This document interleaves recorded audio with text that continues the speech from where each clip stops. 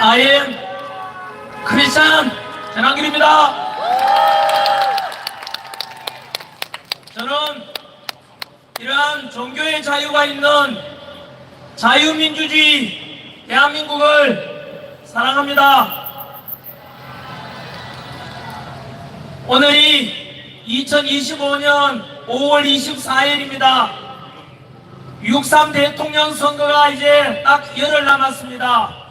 이 시점에 여러분들께서는 어떻게 생각하십니까? 저는 현재 대한민국은 이미 90% 기울어져서 6월 3일 대선이 잘못되면 결국은 침몰하고 자유라는 이름의 민주주의라는 이름의 대한민국은 곧 끝날 것이라고 저는 생각하고 있습니다. 맞습니다. 정치, 경제, 사회, 문화 어떤 분야든 간에 이미 90% 정도가 기울어졌습니다. 대선 열을 앞두고 각자 후보들 나름대로 선거운동하고 있는데 오늘 우리가 다시 당장 이렇게 모인 것은 그냥 즐기기 위해서 모인 것이 아니라 무너져가는 대한민국을 살리기 위해서 절박하고도 안전한 마음으로 이 자리에 모인 것 아니겠습니까?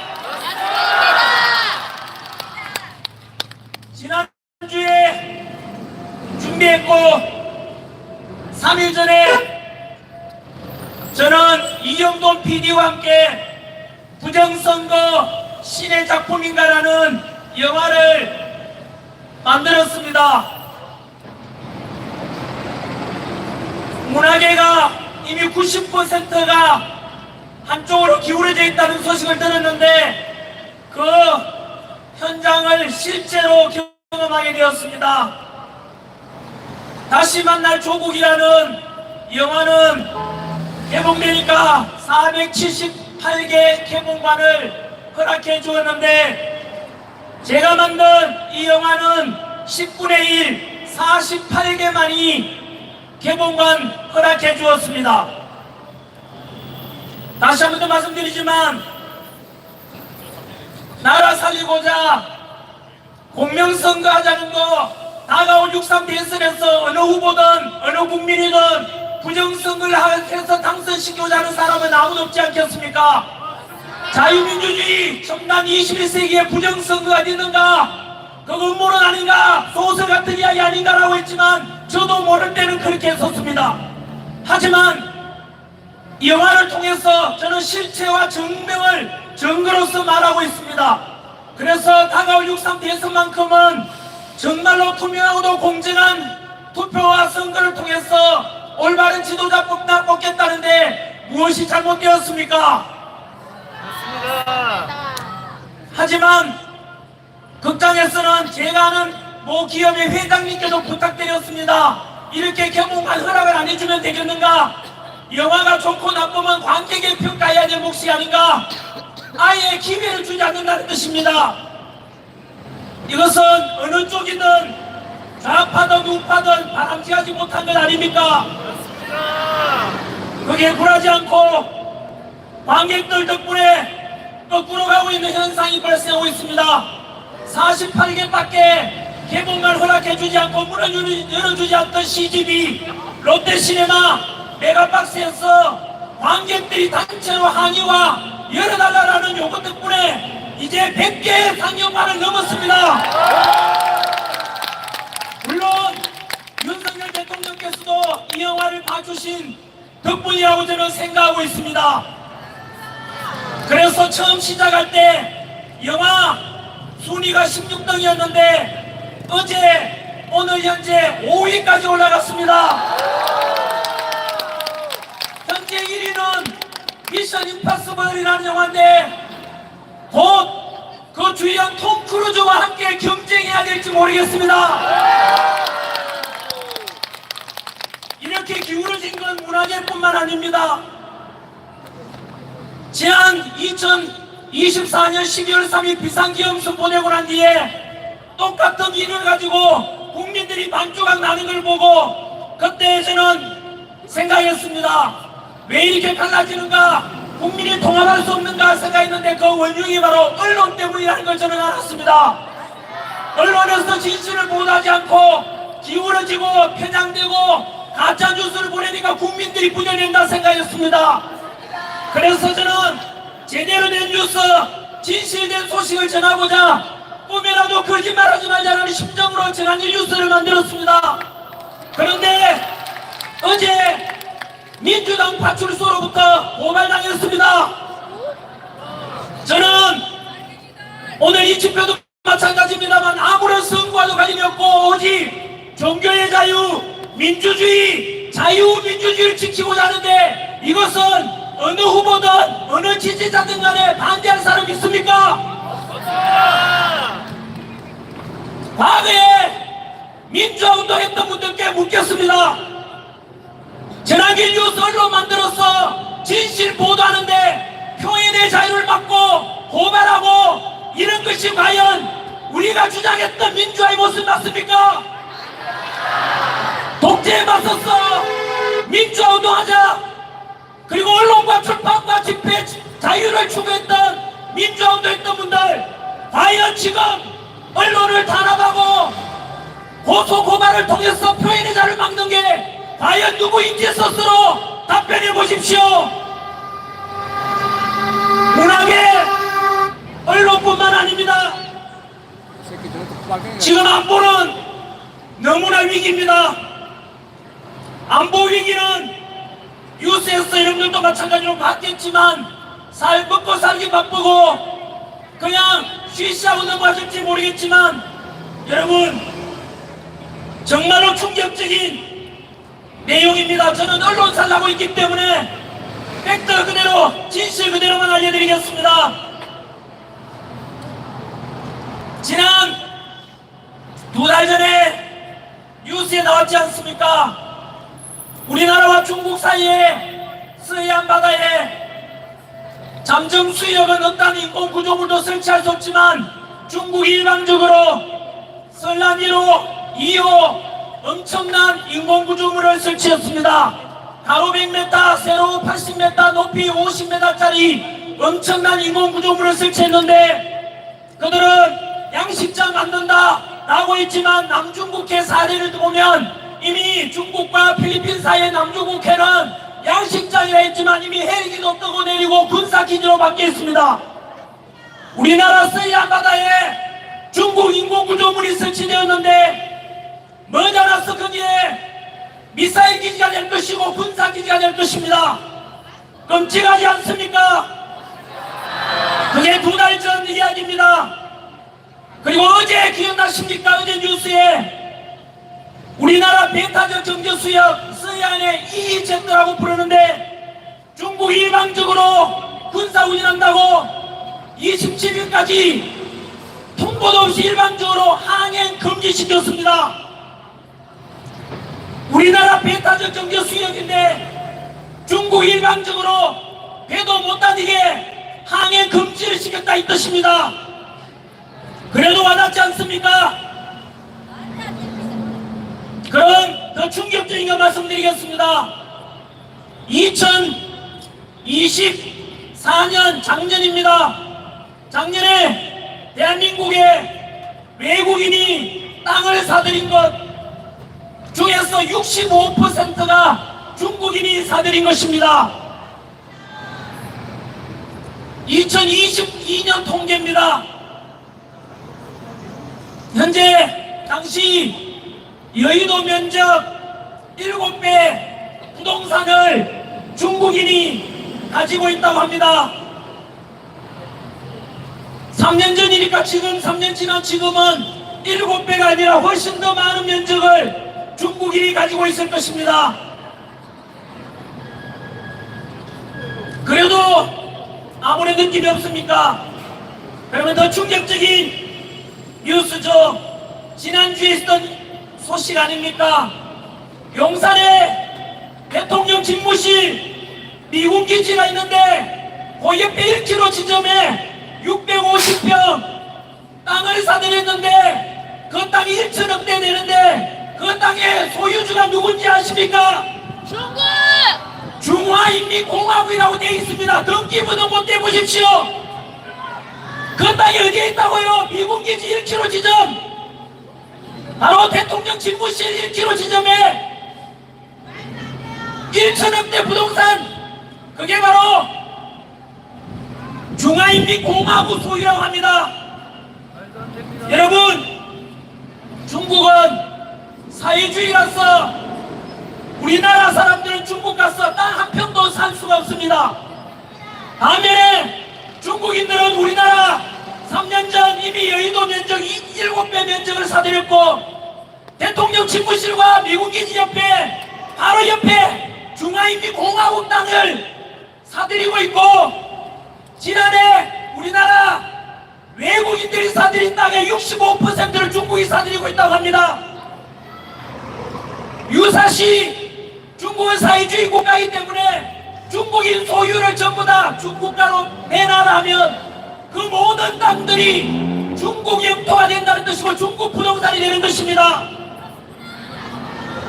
이것이 과연 말이 됩니까? 우리나라 영토를 중국인들이 어마어마하게 사들이고 있다는 뜻입니다. 우리는 가까이 있으니까 잘 안 보일지 몰라도 이 음료수도 마찬가지로 생수도 가까이 보면 잘 안 보이지 않습니까? 좀 떨어져 보면은 객관화해서 정확히 글씨가 보입니다. 이거 역시 가까이서 안 보이지만 좀 떨어져 보면 그 바이블이라고 되어 있습니다.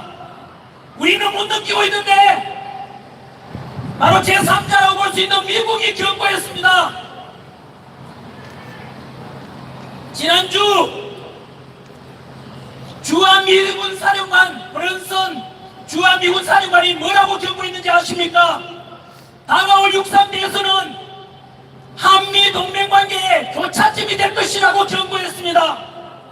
한미동맹관계의 교차점이 된다는 말은 6.3 대선의 어떤 후보가 당선되느냐에 따라서 교차점이 된다는 말은 한미동맹관계가 깨어질 수 있다는 것을 경고하는 것 아닙니까?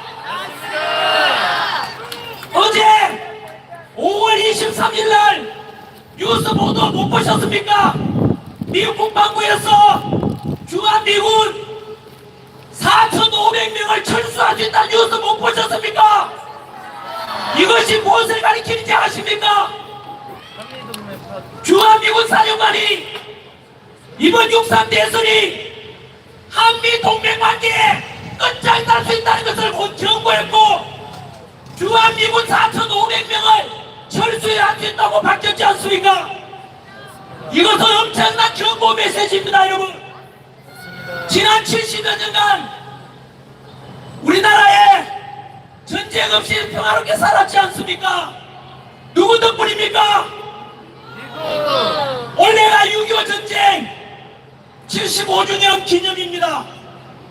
지난 70여 년간 우리나라에는 6.25 전쟁 막아낸 이승만 대통령이 한미 상호방위 조약을 체결해서 6.25 전쟁 때 왔던 유엔군을 철수하더라도 미군만은 남아달라고 강력하게 요구한 덕분에 주한미군이 지금까지 우리나라를 지켜주기 때문에 가장 강력한 나라 미군과 함께하면 우리나라의 미군은 영토를 뺏어가지 않지 않습니까?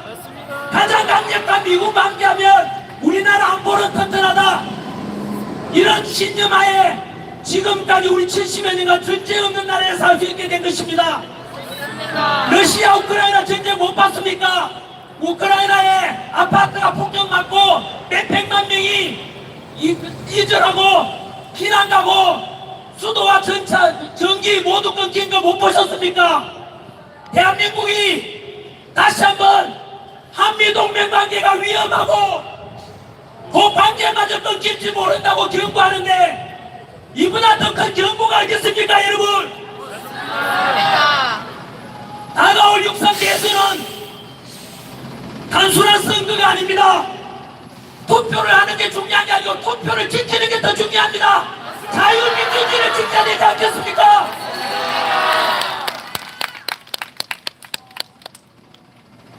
뿐만 아닙니다. 아시다시피 경제적으로도 우리나라의 첨단 기술을 빼가고 군사기밀 빼가는데 중국 중국에 가서 우리나라 사람이 첨단 기술 배우고 중국 군사기술을 배우면 간첩죄를 적용받아서 중국 감옥에 가게 됩니다. 하지만 우리나라에 아시다시피 부산에 정박 중인 미 항공모함에 드론으로 사진 찍고 국정원 사진 찍는 중국인이 잡혔는데 유학생이라고 했지만 조사해보니까 중국 공산당 핵심 당원이라는 걸 밝혀졌지 않습니까?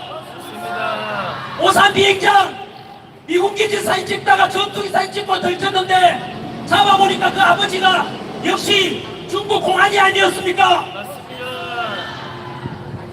하지만 우리나라 첨단 기술 넘겨주고 군사기밀 넘겨줘도 간첩죄를 적용할 수가 없습니다. 지난해 간첩죄 개정에서 적국인 북한 외에도 외국인 중국인 포함해서 외국인도 간첩죄 적용에 처벌하자고 했는데 반대 부닥쳤지 않습니까? 선거 현재 선거운동 기간이라서 구체적으로 선거법 위반될 말은 하지 않겠습니다. 국민 여러분들께서 분별력 있으시리라 믿습니다. 그뿐만이 아니죠. 저는 지난 55년간 살면서 듣도 보도 못한 이 이야기를 충격적인 뉴스를 2주 전에 들었습니다. 바로 부산 세계로교회 손현보 목사님 교회 담임 목사실과 사택과 전부 압수수색 당하고 본인의 핸드폰까지도 압수당했다는 뉴스를 들었습니다. 이게 여러분 이만저만한 일인 줄 아십니까? 남의 이야기가 아닙니다. 과거에도 없던 일이 아닙니까? 민주화운동했던 분들 아시지 않습니까? 유신 독재도 없었던 일이었고 우리가 독재에 맞서서 민주화운동할 때도 1987 때도 어디에 숨었습니까? 명동 성당에 가서 숨고 있지 않습니까?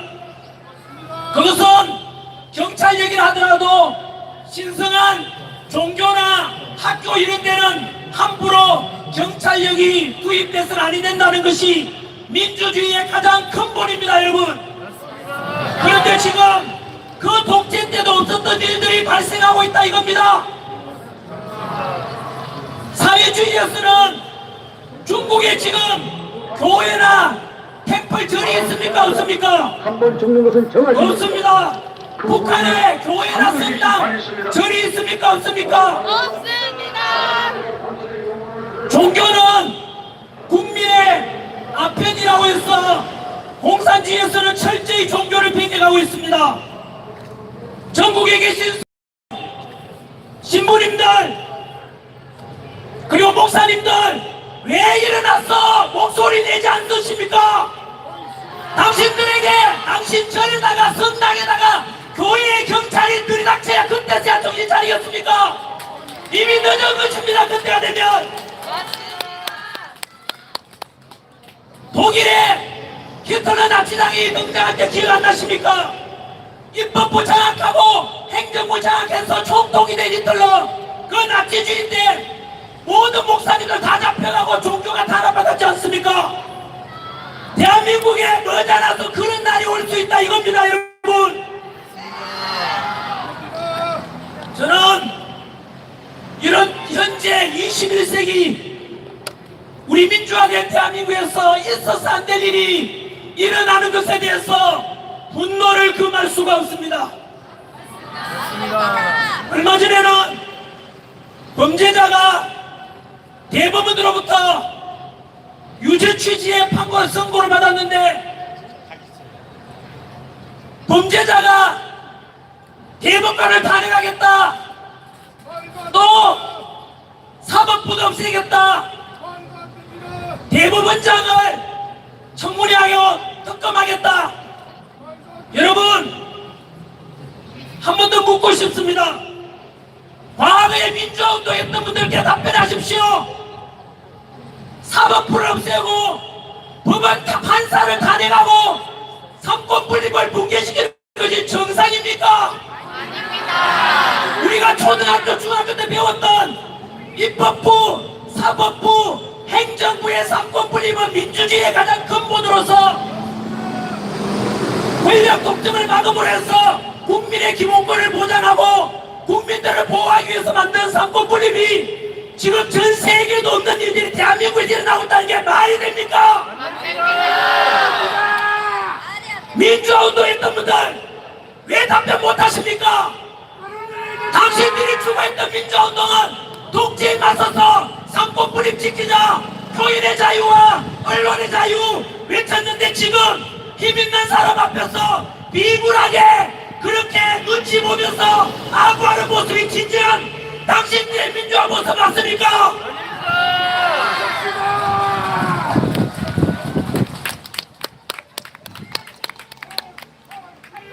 우리는 현재 기울어졌습니다.